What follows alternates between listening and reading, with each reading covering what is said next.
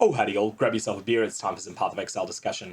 Welcome to day 14 of Spoiler Season for 3.17 and Siege of the Atlas. Today is a quiet day, so this will be a short video before the cascade of information that will be coming over the next week. So firstly, we have one divination card today, the Tireless Extractor. Those of you that play in SSF will probably be disappointed by this card. Those of you that play Trade League will have a little bit of fun with it, turning it in. The reason for that is that it gives you 10 of a random tier of oil.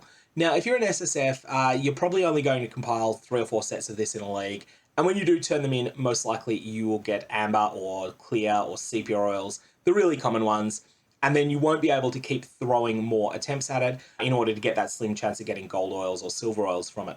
However, if you're in Trade League, there will be people that will have a bit of fun turning in 50 sets of this, and maybe out of 50 they'll get 1 set of gold oils. We'll have to find that out once people are able to turn in lots of them. One thing we don't know, can this drop Tainted Oils? Tainted Oils became extremely expensive towards the end of the Scourge League, and who knows whether that'll be the case in 3.17 or not.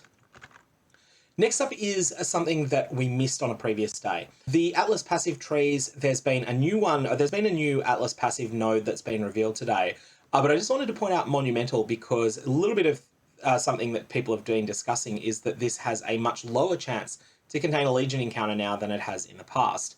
However, the key difference is that Monumental now applies to 100% of your maps, not to 25% of them. And so this is probably actually better than it was in 3.16. Even though it's only a 4% chance to get a Legion encounter, you will also have access to more Legion clusters over the whole Atlas passive tree, and so you'll be able to multiply together a few of these effects as well.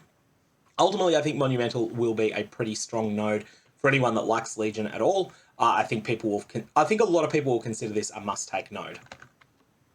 Next is the new notable on the passive tree, and that is Crystal Resonance. Now, this is an Essence theme node, and I believe it's very close to the start, although I'm not 100% certain of that. The first thing I want to point out with this is that it provides a little bit more evidence that there are actually masteries present here. So you can see that this is very clearly lit up here, and these nodes are very clearly not lit up. I think you can see the same thing a little bit less clearly on the Essence node.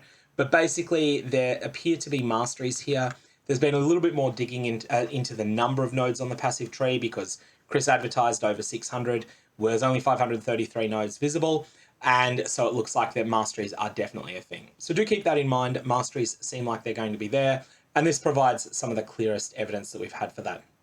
So what is this going to do? If an enemy is imprisoned by a Shrieking Essence, then it'll be duplicated when released. Now, also corrupting imprisoned monsters in areas can't release them. We want to firstly break down what that last line means. A lot of you have done Essence farming before will know this, but there are 4 different outcomes when you apply a Remnant of Corruption to an Essence monolith that's containing a monster. The first one is that the monster is immediately released and immediately attacks you. This is a bad outcome. Not only can it catch you off guard and maybe even cause your character to get killed, additionally, it means that you have burnt a Remnant of Corruption and a good Essence that was worth using a Remnant of Corruption on, and you haven't got any additional loot for it. So that's a negative outcome, and that is removed from the pool of options when you have Crystal Resonance. The other 3 options you can either have the existing Essences that are on the monster get intensified by a tier. So that means that a Screaming Essence is upgraded to a Shrieking Essence, a Shrieking Essence is upgraded to a Deafening Essence, and so on and so forth. That's generally a really positive outcome. You can have the Essence type be changed. This is usually positive as well because it means that Misery, Envy, Dread, and Scorn Essences that are changed, so that's MEDS, that's how people tend to remember it, Misery, Envy, Dread, and Scorn Essences will be upgraded into the Corruption exclusive Essences, the Essence of Insanity, Essence of Horror, Essence of Delirium, and there's one other that I always forget the name of. So that's another positive outcome. The other outcome is that an additional Essence can be added to the monster. This tends to be pretty disappointing because it makes the monster much harder to kill. It gives it a lot more hit points, a big more multiplier to its hit points. And additionally, it also doesn't really add much loot because the new Essence tends to be a lower tier. Like they're often Wailing tier or Screaming tier at most. You don't seem to get Shrieking tier or Deafening tier Essences added in this way. So Crystal Resonance removes the worst outcome from the pool and makes it so that the mediocre outcome goes from a 1 in 4 to 1 in 3. The 2 good outcomes each go from 1 in 4 to 1 in 3. and the terrible outcome goes from 1 in 4 to 0. So everything is good about that line. Monsters imprisoned by a Shrieking Essence in areas will be duplicated when released. Now, it's my speculation, I could be wrong on this, that they are removing the +1 tier to all essences mod, because that may be seen as being potentially too strong when it's available to be applied to all of your maps, not just your maps in Haywire Camelot. Now, I'm only speculating there. It could well be that they have decided to keep that on, but this is an interesting halfway house between it.